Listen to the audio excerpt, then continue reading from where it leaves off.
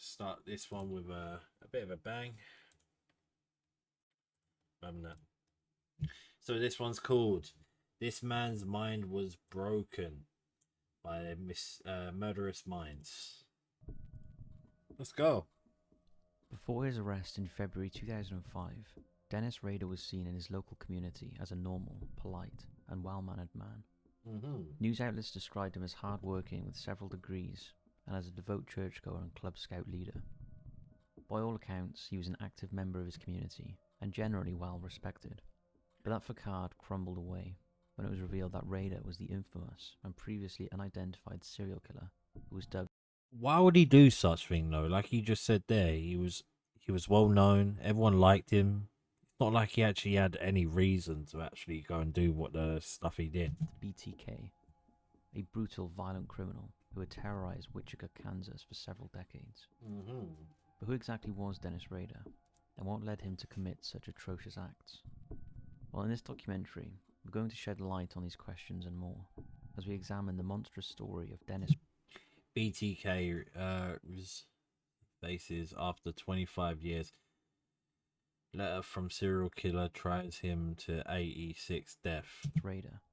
He killed 86 people. That's crazy. That is absolutely mental. However, in this video, we're not going to be calling him the BTK killer because that's what he wanted to become known as.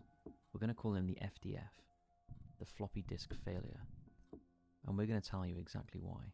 The floppy disk failure.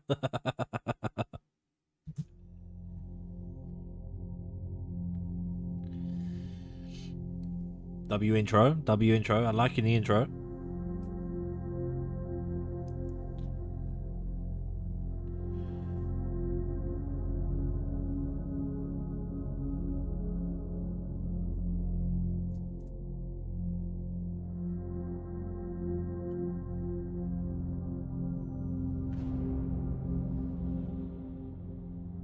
Murderous Minds. Let's go.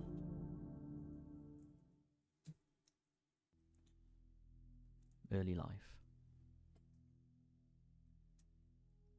Dennis Lynn Rader was born March 9th, 1945 in Pittsburgh, Kansas. Okay. He was the eldest of 4 sons born to Dorothea May and William Alvin Rader. The children grew up in Wichita, Kansas, and by all accounts, they were a family of modest means. Dorothea worked as a bookkeeper, while her husband was initially in the U.S. Marine Corps, and later worked as a Kansas gas service employee. Okay. The couple worked long and laborious hours, leaving them little time to connect fully with their children. During his childhood, Rader joined the Boy Scouts, where he learned about the different types of knots, which would later help him in his murders, and was an active member of his local Lutheran church. Rader's father, William, was described as strict, but never cruel, by those who knew him. And Rader added, "I got along real well with Dad." Hahowever, his relationship with his mother was a completely different story. But Mum wasn't always quite happy. I've always loved her. I still love her greatly, but I did have a little bit of a grudge against Mama. Those were his own words. He stated that he had... So he loved his dad, but he had a bit of a grudge against his mother. So what did she do? That's the main question. Like what caused him to have the grudge against his mother? Some resentment for his mother because he felt she largely ignored him growing up. Dorothea was noted to have suffered from postpartum. She largely ignored him. No, obviously because she just worked. Like she was tired, man. Come on, bro. Some depression following the birth of the couple's 4th son, while Dennis described her as being a smoker who'd rather watch TV than help with the children, noting, at times it appeared she would rather have a third party involved, a friend or a book, instead of us. In another interview, he stated that his mother did not become a very close friend to me. Though his parents felt absent, okay. Dennis recalled... You know what, that's the main thing you should have with your children. If you do have children yourself, get a close bond with them. Talk to them. Let them feel like if there's anything wrong, they can go to you to talk to them, if you get what I mean. That's one important thing in parenting. Making your children feel safe enough that they can talk to you at any time about anything, if you get what I mean. Memories of his grandparents, whom he described as being very loving. He stated, the house was 2-story, wood frame, white of colour, and had a front porch. One of my early memories there, a thunderstorm was in progress. I was frightened with the thunder and lightning, so my grandma tells me it's only a potato wagon crossing a bridge. The noise is potatoes falling out and hitting the planks. He described his grandmother as wonderful and very helpful, but at times distant, like her mind was somewhere else, much like my mum. He added that his grandfather was a good-hearted man, but I'm sure he had a mean streak. Dennis claimed that he knew from a young age that he would become a killer. One of his most notable memories was the time when his mother's ring became caught in a couch spring. Okay. Realizing she couldn't free her hand, Dorothea became afraid and pleaded with her son to get help. Even as a boy, Dennis recalled being scared yet excited. That's the okay, fair enough. Stared at her. I had a strange feeling in the pit of my stomach and the groin area. He was excited by his mother being trapped, and often replayed this scenario over and over in his head, replacing his mother with various other women.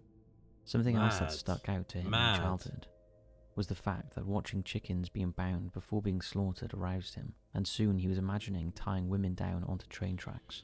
Damn. Dennis began pleasuring himself to his father's book about the Lonely Hearts Killer, a serial killer named Harvey Glattman, who operated in the 1950s. Glattman mostly lured in victims by posing as a photographer, but met at least one of his victims through a Lonely Hearts ad in the newspaper. Dennis referred to the serial killer inside of him, the part of him that took pleasure in these things and enjoyed violent sexual fantasies, as the Minotaur. Dennis attended Riverview Elementary School, where he struggled to maintain average grades, sometimes dipping below. He was seen as a shy and introverted student who didn't make connections with his peers easily. So, like, his mind is already going to places which, like, people shouldn't be going to, if you get what I mean, as an early age. He disliked talking in front of groups. It's a shame, really. Like, people, and was slow when reading. Reflecting on his time in school, Dennis stated, I would say probably, even when I was in grade school, I sort of had some problems. Sexual fantasies, probably more than normal. Forensic psychologist Dr. Tony Roark, who worked to examine Rader following his arrest, believes that something occurred very early on in his life which would cause Dennis to link death with sexual pleasure, stating, if Rader was completely honest, I'm sure that we would find some sort of childhood event that Rader immediately associated with feelings of sexuality. Somehow, very early on, Rader encountered an event where he ultimately linked sexual pleasure with watching a living creature suffer and die. That's the weirdest thing I've ever heard. I'm not gonna lie, but I don't know, man. That's where it starts, though, isn't it? Like, it starts with animals and then moves on. And after that first encounter, he probably began to work very hard to nurture those feelings. Like most serial killers, Dennis toyed with harming and outright killing animals in his youth. He recalled a woman named Betty who was married to his father's cousin, who read a lot of poetry and enjoyed word puzzles. Okay. She also, Rader stated, hated cats. She would tell of stories of drowning cats in gunny sacks at her farm. Like me, she thought they had a secret mystical power, an evil that had to be put down. The stories may have influenced me to seek them out as bondage victims. I did drown a cat. Come on, man. Like, the animals have feelings and is intelligent just as much as us. Like, they should not be suffering the exact same fate as us. Like, leave the animals alone, man. Just cat or two. Rader also spoken openly about his difficulty accepting rejection. He stated that during his childhood, his church pastor's daughter was his first real girlfriend. okay. It had to be love because I hurt inside if I couldn't see her on Sundays. When her dad transferred her from the area, I was devastated. I never could accept rejection very well. I believe this is one of my main issues, rejection and attention. Somehow the need for attention as a wanted and lovable child did not develop properly. I feel that. Strangely, But Rader was a fan I feel of that's everyone's fear, though. Like, rejection from a girl, or like, that's mainly everyone's fear.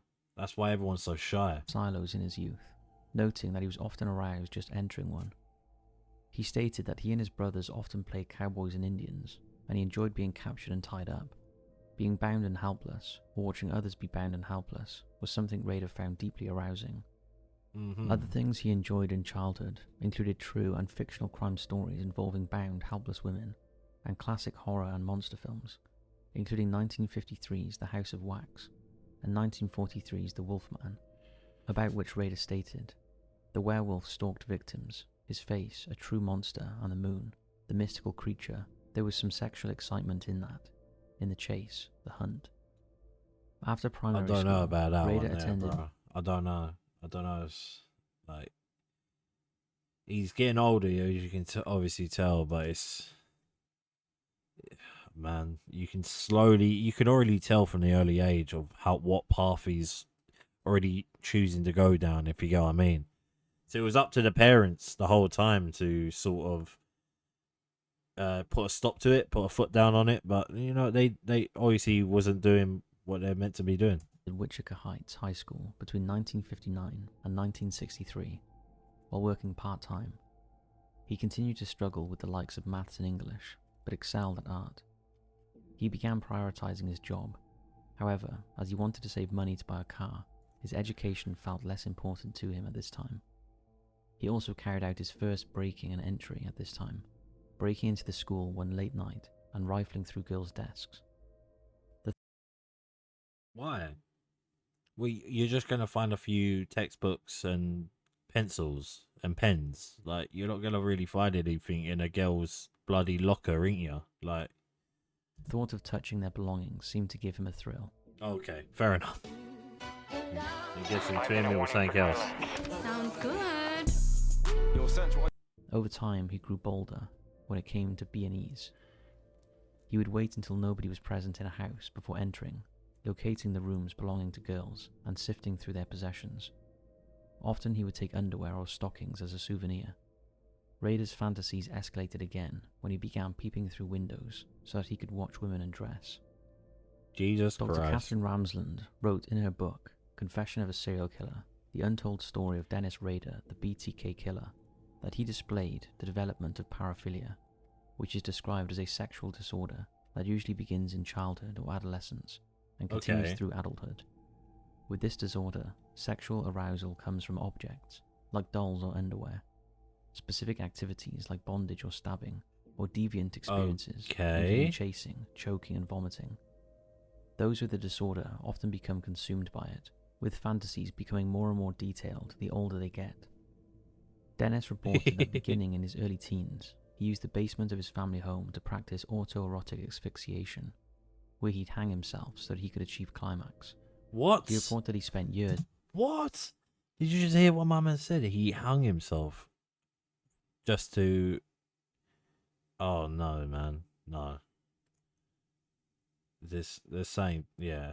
building contraptions that enhance... Has no one clocked onto this shit? This is what I'm trying to say. Like, he's doing all of this shit, but no one's even clocking onto it. It's fucking crazy. Sexual arousal, and he gained pleasure from all sorts of things outside of hanging and binding himself. Burying himself also worked, as did dressing in women's clothing. He would later photograph himself, often in a mask, dressed in women's clothing, and bound and or hanging. That is crazy. When asked about the photos, Rader admitted that he was pretending to be his victims. Dennis also took pleasure in thoughts about the extreme mental torture of others. With Dr. Ramsland writing, sadists enjoy the feeling of power and authority that arises from having their way with a vulnerable, submissive human being, and exert power Rader did. As when he eventually went on to kill, he would tell his victims that they were going to die. He wanted them to know that. Yeah, okay, that's creepy. That's one of the creepiest things I've ever heard. Like, letting your victims know that they're, after what he's going to do, whatever he's going to do to them, they're going to die is absolutely mental. Shouldn't be doing that, man. Come on. Dr. Ramsland added that paraphilias develop as the sexual instinct gets coupled with other experiences. Once set, they become the primary form of arousal, and it becomes difficult to shift to more normal experiences. Following his 1963 graduation, Rader worked at a local grocery store, and in the summer of 1966, at the age of 21, he joined the US Air Force. Okay. Some have speculated this was to avoid being drafted into the Vietnam War. He served 4 years before being discharged in 1970, and less than a year later, he met Paula Dietz, marrying her on May 22, 1971. They would eventually have 2 children. 2 years later, Rader gained employment with Cessna, a small aircraft manufacturer. Around this time, he earned an associate degree in electronics engineering technology, after which he enrolled at Wichita State University. So he's not doing too bad in life as well. That's the main part. What's kind of upsetting as well, because he's not actually doing too bad. So I don't know, man. I don't know. He's lucky in life to even get that. And began working towards a bachelor's degree. However, after about 9 months, Dennis was let go from his job, leaving him depressed and aimless. He began trolling, a name he gave to one of his favourite activities, which involved driving around to watch women he found attractive. He began stalking women as they shopped and fantasized about hiding in the back of their cars so that he could catch them off guard weird, and man. kidnap them at gunpoint. But it wasn't until January 1974 that Rader settled on his final target. The Otero family.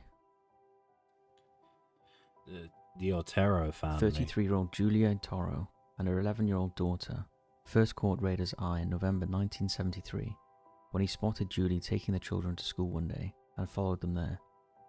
Julie lived on North Edgemore with her husband Joseph and their 5 children. Okay. On the morning of January 15th... He served the army as well, man. Come on, man. That's your brother right there. 1974, when Rader made his move, the 3 eldest children were already off to school. Dennis had been meticulously planning this assault and murder for weeks, if not months. He had spent time gathering his hit kit, which included a gun, knives, hoods, cords, tape, plastic bags, gloves, and an assortment of breaking and filthiness, man. That's filthiness. Entering tools. After surveying the family for months, he decided that the best time to strike was in the morning, when the older children were at school and Julie's husband was at work. So imagine Rader's surprise when, after he cut the phone lines to the house at 8:20 a.m.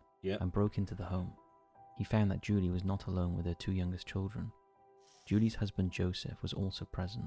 Oh dear. Dennis raised his .22 caliber handgun and told the family that it was a robbery and they shouldn't be alarmed, adding that he was a criminal on the run and just needed supplies and cash. Okay. The children, Joseph Otero II, aged 9, and Josephine Josie Otero, aged 11, who were just about to leave for school, looked afraid. Josie began to cry. Rader became agitated by the family's barking dog, and after threatening them, Joseph agreed to put the canine outside in the garden. Okay. Rader then ordered all 4 family members into a bedroom, where he tied their hands behind their backs and put plastic bags over the heads of Joseph and Joey. Julie and Josie attempted to bargain for their release, but Rader didn't care. Okay. He killed the father and son first, before putting a binding cord around Josie's neck until she lost consciousness, then strangled her mother.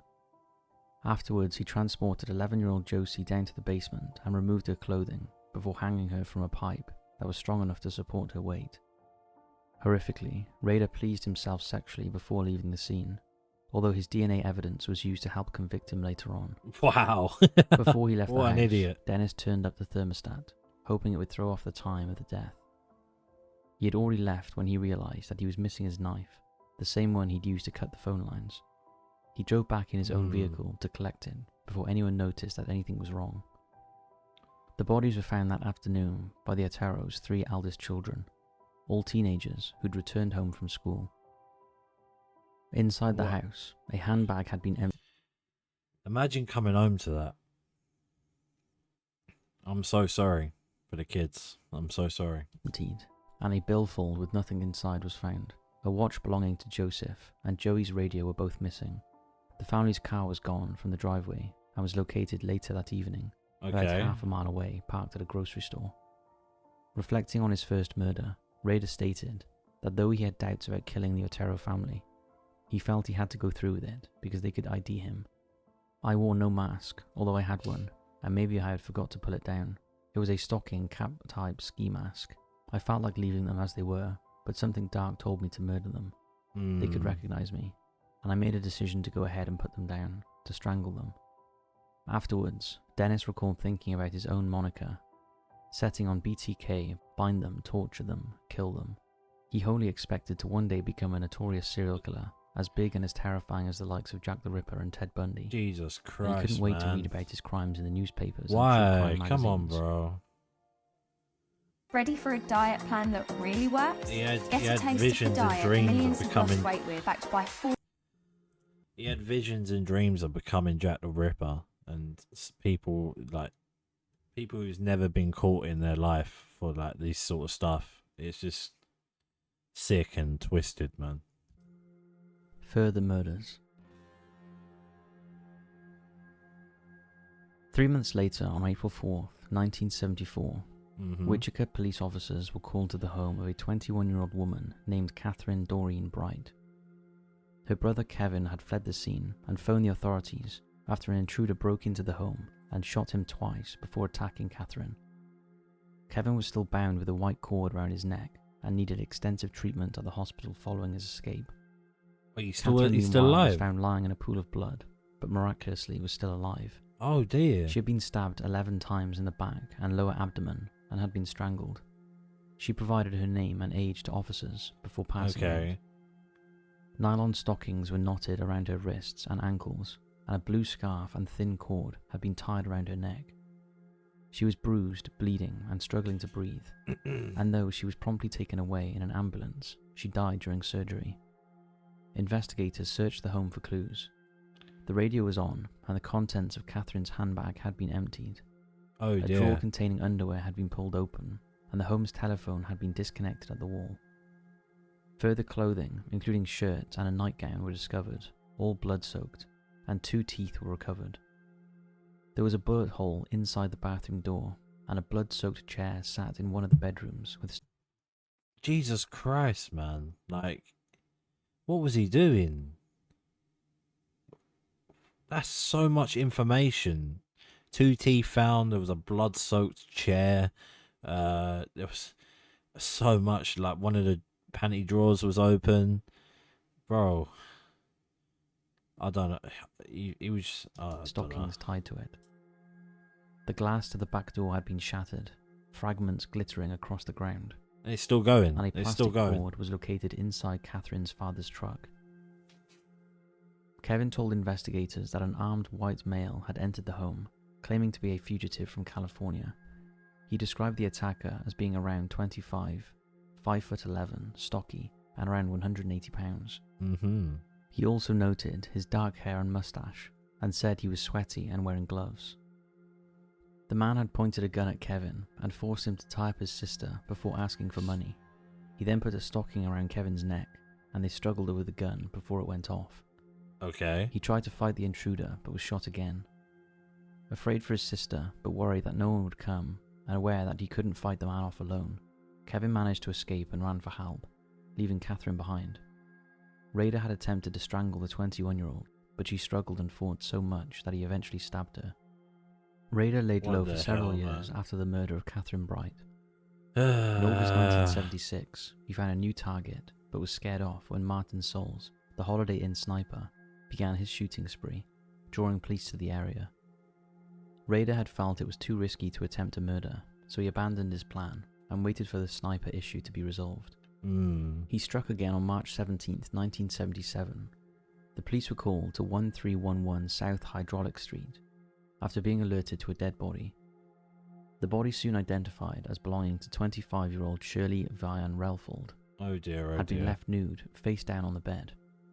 Sure enough, a plastic bag had been tied over Shirley's head, fastened in place with a pink nightgown. Electrical tape was plastered over her arms and ankles, Oh her no. hands bound by a cord behind her back. A So separate length... There's a pattern then. He uses a sort of pattern. He doesn't switch it up. He doesn't. He every single killing he's doing a certain pattern. He's binding them with a bag over the head. He's using electrical tape. This is how they know this is the person who did it. If you get what I mean, because it's a continuous pattern. So lengthy piece of cord was wrapped around her neck 4 times and also encompassed her wrists and ankles. Shirley's sons, aged 6 and 8, were the ones who found her body. They had notified a neighbour about her death, and investigators soon learned that the children had seen the attacker and heard the altercation from inside Oh, a locked okay. bathroom. Okay. They described the intruder as a white man with a gun and a small zippered suitcase, and explained that he had forced them and their sister into the bathroom before tying them up. They had only managed to escape because the older sibling had been able to break the bathroom window. Oh, The nice. 6-year-old boy reported seeing the intruder on the street earlier that day. He had a photograph of a mother and son, and W kids, man. W kids, smart kids. They got out of there as quick as they could. Oh, unfortunately, what happened to their mother is a shame, but at least they managed to save themselves in a bad situation. GG's. asked him if he had seen them or knew them. The young boy said he didn't. Dennis later stated that his attack on Shirley was random, that he'd been looking for another woman he'd met at the Wichita State University campus, but that he was unable to get into that house. He confirmed that he'd spoken with Shirley's young son, showing him a photo of his own wife and child, while asking if he'd seen them. He watched the boy go back to his residence and then followed after him, knocking on the door and introducing himself as a school detective trying to track down the woman and child in the photo. He eventually pulled a gun out when Shirley emerged, still in her nightwear and reportedly unwell. Rader's next victim was 25-year-old Nancy Jo Fox. Unlike Shirley, Nancy Jesus was Christ. a true target, one Rader had been stalking for months before he attacked her. He described her as a perfect project because she had no boyfriend, never had unexpected visitors, and didn't have a dog. He determined her name by going through her mail and also found out where she worked. This allowed him to check Nancy out in person to size her up. On December 8, 1977, he knocked on her door. Nobody was home, so he made sure to cut the phone lines before letting himself in and waiting for her. He later said that Nancy didn't fight me. I had complete control of her. That's why it was one of the more enjoyable kills, as I call them. When he told Nancy that he had a sex problem and he wanted sex, the two spoke for a while before she eventually said they should get it over with, so that she could contact the police. Rader said that this, for him, sealed her fate. He could not let her live afterwards, knowing she would call the police, because yet again he had failed to wear a mask. He strangled Nancy with a belt. Man. Her feet and hands had been tied with nylon stockings, and he sexually pleased himself into one of her nightgowns afterwards. As he did with all of his victims, Rader subsequently rifled through her drawers, her handbag, and her personal possessions in search of some good trophies he could take home with him. One of the items he took was Nancy's driver's license. The next day, he contacted the authorities from a phone booth. That's so sad, that one. That one's the saddest one out of the lot so far. That is. And informed them that they would find Nancy's body at her address. As previously mentioned, Dennis adored the idea of gaining infamy through his murders. On January 31st, 1978, he sent a poem he'd written about Shirley Vian Relford to the Wichita Eagle, a local newspaper, but became frustrated when it received no media coverage. He subsequently penned another poem, this one about Nancy Fox, and sent it along with a letter to the TV station Cake in Wichita. In the opening portion of the letter, which was riddled with spelling errors, he wrote, "I find the newspaper not writing about the poem on vein unamusing. A little paragraph would have been enough." Rader went on to anonymously claim responsibility for the murders of Nancy, Shirley, Catherine, and the 4 Otoro's family members, and also suggested possible monikers for himself, including BTK and variations of it. He claimed he'd been driven to kill by Factor X, something he refers to time and time again as being the reason why he is so violent and callous. He would later collaborate with Dr. Ramsland so that she could discover his Factor X. Ramsland, however, told the Bro, you can tell like he's toying with them now. It's just becoming a game to him. He's sending letters out. He thinks then he's not ever gonna get caught. He's okay to do with whatever he's doing. the media that Rader doesn't like that it wasn't that hard. He wants it to be this intense, deep mystery that no one will ever quite access. She added that Rader ultimately isn't that mysterious. "I call it the trajectory towards violence," she noted, stating that Factor X is really just a combination of his isolated sexual impulses and craving for fame, which intersect with his fantasy life, as well as the opportunity to carry out his crimes. Since he found the murders of the Otero's family highly exciting, it likely encouraged him to keep killing. Dennis requested in his letter that the police send him a hidden message, as he had included so many notable details in the piece of writing. Investigators determined It's weird, like, because he's now sending letters to the police asking for stuff, and like, I don't know, in his brain he must be thinking that the police are his close friends. Like, why is he asking for stuff from them? Why would they give him stuff? that it had indeed come from the killer they were currently looking for. In response to his request, Cake flashed a subliminal message one evening, with the message lasting just a split second. It read, "Now call the chief," with a drawing of a pair of glasses, the same ones recovered from the Nancy Fox crime scene. The police hoped Rader would turn himself in, but he didn't. Okay. On April 27th, 1985, 53-year-old Maureen Hedge failed to show up for work. Since this was uncharacteristic of her, a concerned co-worker called her son, who went to check on the older woman. He noticed, bizarrely, that her car was gone, and he couldn't fathom where she would have been when she was due in at work. Still, the son waited until the following day to report his mother missing. Damn, what, he didn't actually go inside the house, he just looked at the house, noticed the car was gone, thought, like, she's not home. Damn. As he was still unable to get hold of her. The phone lines at Maureen's house had been cut, and investigators learned that she was last seen on April 26th at around 1 a.m. when a male friend left her house. On May 2nd, her car was discovered locked and abandoned at a shopping centre at 21st and Woodlawn. It had been there untouched since April 27th. The 53-year-old's handbag was located next, at 37th and 143rd.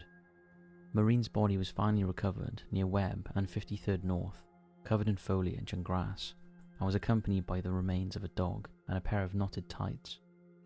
Maureen's cause of death was listed as strangulation. Because the circumstances...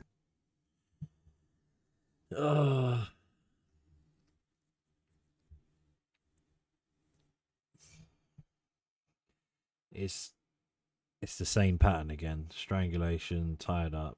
You know where it's going to be. Maureen's death differed somewhat from Dennis Rader's usual scenes. He was not initially linked to her case. His MO always involved him leaving the body inside the house. As a result, police first turned their attention to a male friend who'd left Maureen alive in the early hours of April 26th. Rader would later confess to her murder, stating that he waited hours before striking. First, he waited for Maureen's male friend to leave. Then he waited until the 53-year-old fell asleep, before he turned on the bathroom light, jumped on the bed and strangled her manually. Damn. He stripped her and tied her up after Wait, he was death, just hiding and in the stole bathroom? several trophies before wrapping the body in blankets and transporting her into her own car. He took Maureen's body initially to his church, where he tied her up in different positions and took photographs using a Polaroid camera he had shoplifted. He moved the body back to the car and drove to the dump site, where he pushed Maureen's body out and abandoned it. In 1986, Rader struck again. On September 16th, he strangled 28-year-old Vicky Weggerl to death with a nylon stocking at her home. He took several photographs of her corpse using his stolen camera. Vicky was found by her husband after he came home from work. Her 2-year-old son was thankfully unharmed. Vicky's feet had been bound with a leather lace, and her hands were tied behind her back. A leather shoelace was also found beneath the nylon stocking around her throat. The couple's car was missing from the driveway and would later be found in a store parking lot a few blocks from the home. Same pattern. That's what happened with the first one.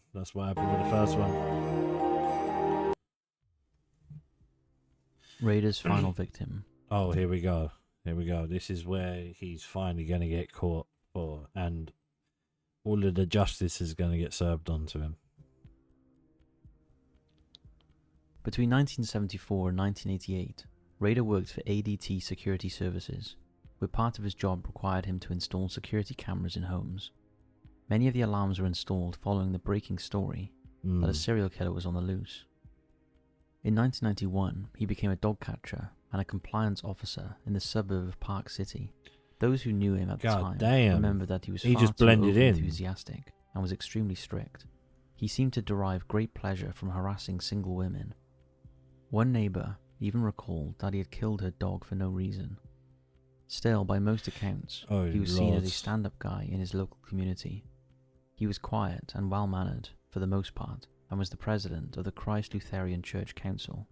As well as all of this, he was known to be a good father and a Cub Scout leader. His daughter Kerry would later state that she found it difficult to reconcile the man she knew as her father with the killer, describing her upbringing as one of a normal American family. His final victim was a 62-year-old woman named Dolores D. Davis. Concerned friends requested a welfare check for Dee on January 19, 1991, when it was discovered that she was nowhere to be found at her house, and her house was in disarray. Investigators discovered that the curtains of her home were drawn and an outside light remained on, despite it being broad daylight. Yeah, that's Her friends that's informed shady. officers that she always parked in the garage, and it was most unusual that she had left it on the driveway. The phone cord in the kitchen had been pulled from the wall, and there was broken glass in the living room from a smashed window. Inside the bedroom, the bed sheets had all been removed. A set of car keys was soon found on the roof of the garage, and upon opening Dee's vehicle, authorities found a rug in the boot. About a quarter of a mile away, bed sheets and a mattress pad were recovered. It wasn't until February 1st that Dee's body was found. A boy walking his dog at 117th Street found the remains beneath a bridge. The body was lying face up, a pair of tights wrapped around the neck. The legs were tied with tights at the knees, and a hand-painted porcelain mask was nearby. The arrest and sentencing. It was Dennis's love of the limelight that ultimately caused his downfall. He was too keen and too quick to let his presence be known, and often sought to prove his cleverness by engaging in games of cat and mouse with investigators. Okay. By 2004, his case was considered cold. Since Rader hadn't taken the lives of any more victims since 1991, many assumed he was dead or in prison for other offences. But he didn't like this idea and began sending letters, taunts and packages to the police and media. Right, you just to start prove that getting he was still cocky, alive. man. He sent many of the writings to Wichita Police All you had to Lieutenant do is Ken send one Landwehr, letter, man. who had been on the killer's special task force in the mid-1980s and had been invested in the case ever since. Rader appeared to believe he had a special rapport with the lieutenant. In March of 2004, Rader wrote to the Wichita Eagle and, using a false name, confessed to the murder of Vicky. He enclosed photos of the crime scene and a copy of her driver's license, which he'd lifted before he fled. Reportedly, Oh dear. investigators had not Oh concretely dear. tied BTK to Vicky's death before this point. As DNA had been collected from beneath Vicky's fingernails, law enforcement began testing it against the samples of hundreds of men in an attempt to identify the killer. More than 1,300 DNA samples were taken, but no answers came. Over the next few months, Rader left packages in public places addressed to investigators, including Lieutenant Landwehr. Bro, just why, man? You're just toying with him, man. Like, why? Does he feel like... Do you think this is a way he thinking, like, shit, I need to get rid of all the evidence? So he's just trying to think of ways how he can just get rid of it.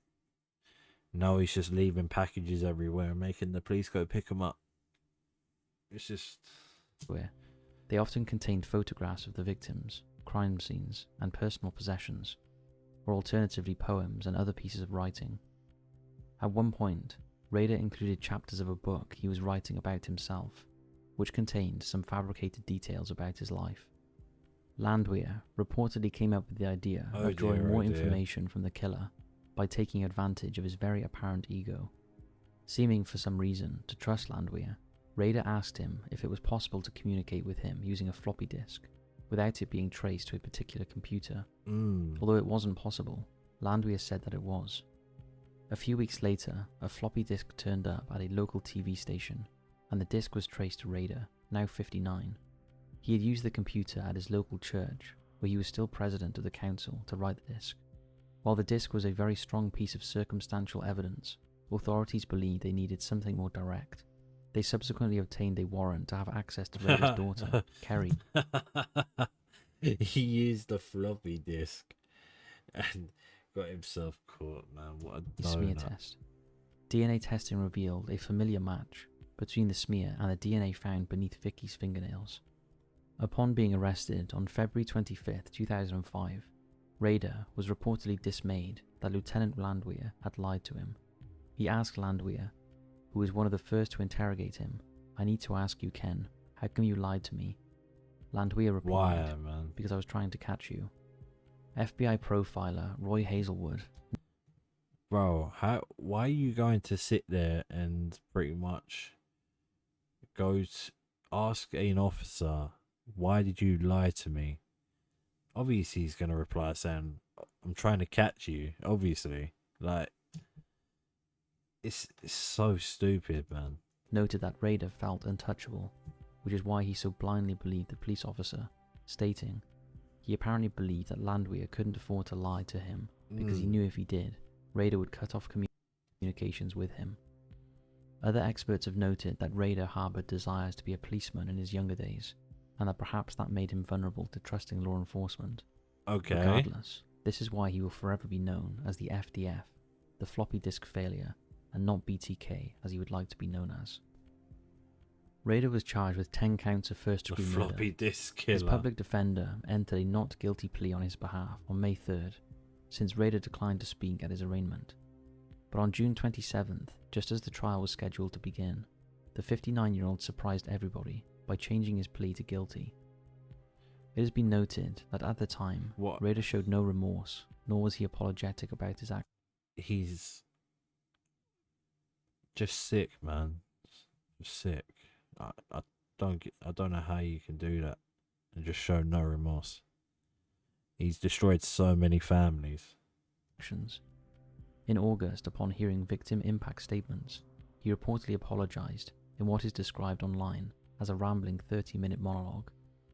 He was given 10 consecutive life sentences with a minimum of 175 years. He's currently serving his time at the El Dorado Correctional Facility, a maximum security prison in El Dorado, Kansas. He spends his days in solitary confinement, though in God 2006, for good behavior, he was allowed He looks rough there, man. Good. access to a TV, radio, and magazines. I'm a little disappointed where I'm at right now because, I just want to get more hits. Right now, if a song drop, if it's not a hit. The aftermath. Following Rader's conviction, his wife filed for divorce immediately. His daughter, Carrie Rawson, only began speaking to the media in 2019. She recalled being approached by the FBI in 2005, who told her that her father was the notorious serial killer. I don't even know what she would. "You don't want to Yeah, I believe don't it's even know true, what I'll do and if you I was know in her the boots father as well. you To know be is honest. not capable of any of this." She added that she felt like her whole life was a lie. She described her father as being even-keeled and kind and warm, but added that he could be very firm or have flashes of anger or outbursts that you weren't expecting. In 2003, just a few years before his arrest, Rader walked his daughter down the aisle on her wedding day. In an interview with ABC News, Carrie concluded, "I had my family, I had my husband, I had therapy, but you're sort of alone. It's a very lonely, worst club you could ever imagine belonging to, being the daughter of a serial killer." In the years after the what would you identity even of the do? killer was revealed, several branches of law enforcement looked into the possibility that Rader had killed more people than he'd let on, but eventually concluded he was likely telling the truth about his number of victims. In interviews with investigators, he said simply that there are a lot of lucky people, implying that there were several cases of people who he'd stalked and planned to kill, but hadn't been able to for one reason or another.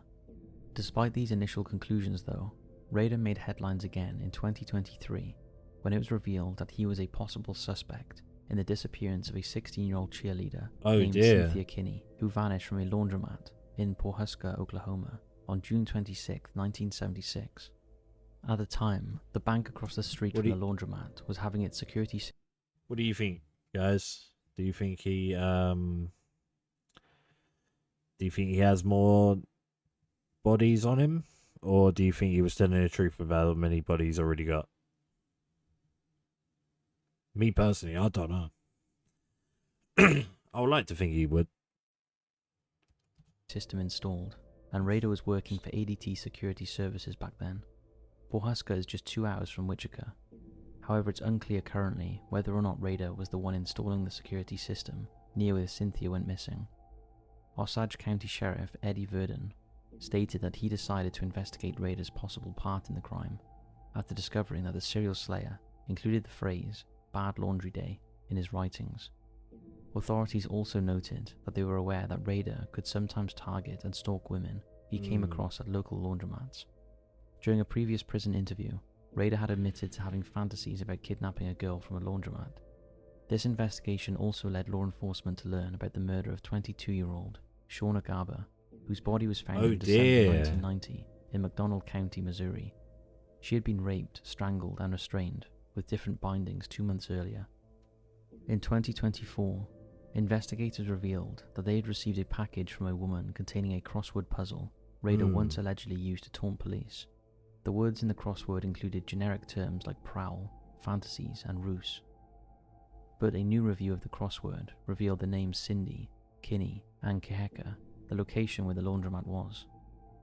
Still, as of the time of writing this documentary, there is no conclusive link between Cindy and Rader.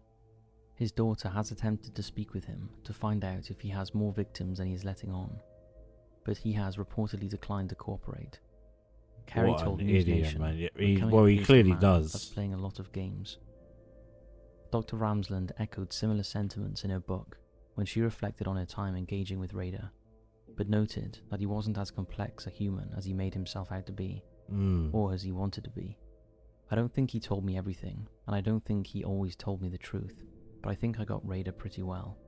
Dennis Rader purports to be intelligent, mysterious, and untouchable, but largely seems to be an egotistical man who enjoys terrorizing vulnerable women and girls for his own sexual gratification.